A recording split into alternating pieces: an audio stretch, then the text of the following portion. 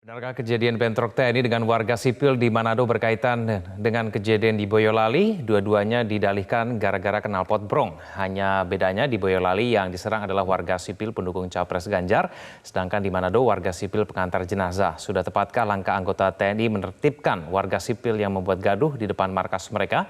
Kita akan bahas bersama dengan mantan Panglima TNI Jenderal Purnawirawan Gatot Nurmantio. Pak Gatot, selamat sore. Assalamualaikum warahmatullahi wabarakatuh. Selamat sore. Saya masih di Ya, jalan nih, di Dadak ini. ya, Bang. nggak apa-apa. Terima kasih Pak Gatot atas waktunya bersama kami di Ya. Prime Time News. Pak Gatot, tidak hanya di Boyolali, tapi kemudian juga ada kejadian serupa di Manado, di mana kemudian ada anggota TNI yang terprovokasi akibat knalpot brong yang digunakan oleh pengendara begitu. Apakah kemudian tepat tindakan yang dilakukan oleh anggota TNI sehingga kemudian menyebabkan bentrokan, Pak Gatot? Yang di Manado saya belum mempelajari ya, tapi yang Ya. di Boyolali, mari kita sama-sama melihat seperti apa yang dikatakan oleh Bapak Kasat, bahwa ketika Bapak Kasat sudah memerintahkan kepada Satuan POM untuk melakukan penyelidikan dan penyidikan, itulah niat baik dari TNI. Yang kedua, seperti Pak Ganjar sampaikan, lihat proses hukum, karena itu bukan knalpot brong, bukan knalpot yang dimodifikasi, tetapi itu knalpot yang dipotong sampai dengan leher angsa kalau istilah orang motor itu. Jadi Oke. suaranya 2 kali lipat dari knalpot brong. Kemudian yang kedua, TNI itu organisasi, bukan gerombolan dan bukan orang yang mudah marah. Dan kejadian konvoi itu dari 6.30 sampai dengan kejadian bola balik. Nah, jadi tolong kita sama-sama jangan mempolitisasi ini. Kemudian kalau di tempat yang lain ada hubungan dan sebagainya, kalau ini terjadi maka kita semuanya kena proksi. Ya. Saya ulangi, ini semuanya kena proksi. Kemudian Ya. yang dikatakan dipukul oleh batu, kita tunggu saja, pasti ada visum. Apakah benar TNI memukul orang pakai batu? Ini keterlaluan kalau benar. Tapi saya tidak yakin itu dilakukan oleh TNI dengan pakai batu.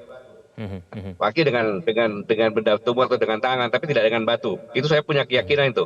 Biarkan visum nanti yang berbicara, Ya. kemudian membuka semuanya. Tetapi ingat bahwa undang-undang pemilu itu pasal 280 itu dilarang mengganggu ketertiban umum.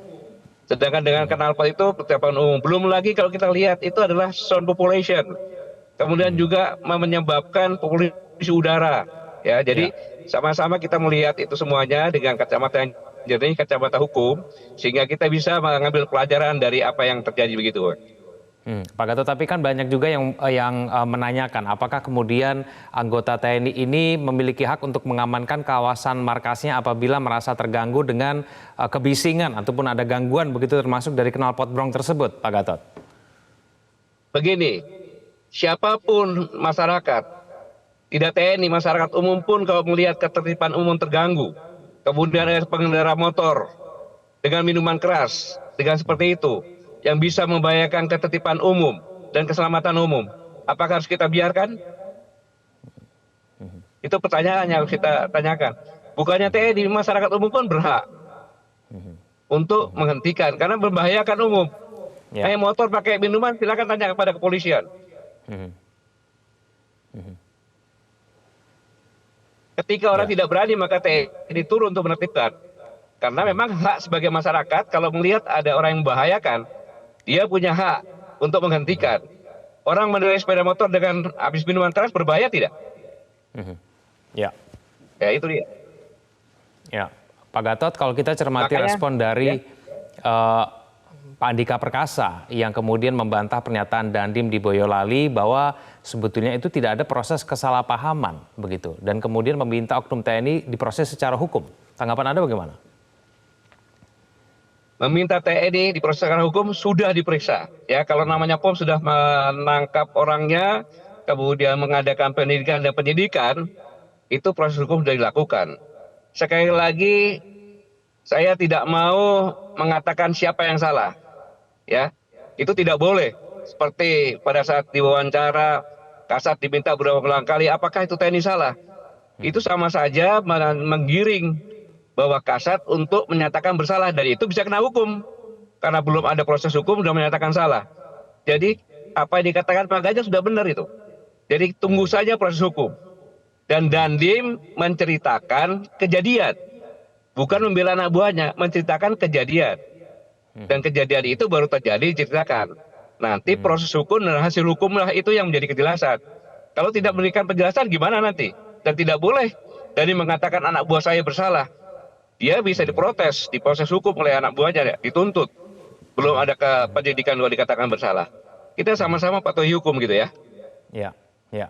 Pak Andika juga mengatakan begini Pak Gatot bahwa ada informasi yang tidak komplit yang kemudian disampaikan oleh Dandim. Dandim terlalu menerima informasi mentah-mentah begitu dari bawahannya sehingga kemudian itu disampaikan kepada publik tanpa melakukan penyelidikan menyeluruh begitu. Sehingga kemudian menyatakan sebetulnya tidak ada kesalahpahaman. Ini adalah bentuk penganiayaan begitu. Tanggapan Anda? Ya, kalau orang mengatakan penganiayaan hanya melihat saja, karena dia dilempar batu dan sebagainya, justru Komandan Kodim memberikan informasi awal. Hasil lengkapnya kan dari penyidikan hukum semuanya. Siapapun yang mengatakan kondisi yang belum proses hukum itu adalah memberikan informasi awal. Bisa benar, bisa salah. Dan itu nanti biar hukum yang berbicara. Karena kalau tidak kasihkan informasi awal, bisa bias begitu. Itu etikat baik dari Dandim begitu. Ya, Pak Andika. Saya pikir Pak Andika paham betul karena beliau mantan Panglima TNI. Seharusnya begini ya. Oke, ya. Pak Gatot, tapi ada juga politisi dari PDIP yang mengatakan jangan-jangan ini ada susupan begitu. Sehingga kemudian kasus ini khususnya di Boyolali tersebut dipolitisasi sehingga kemudian akhirnya menyebabkan kejadian tersebut. Menurut Anda ada tidak kemudian unsur-unsur politis ya di dalam kejadian tersebut, Pak Gatot? Semua bisa terjadi. Saya ulangi, semua bisa terjadi.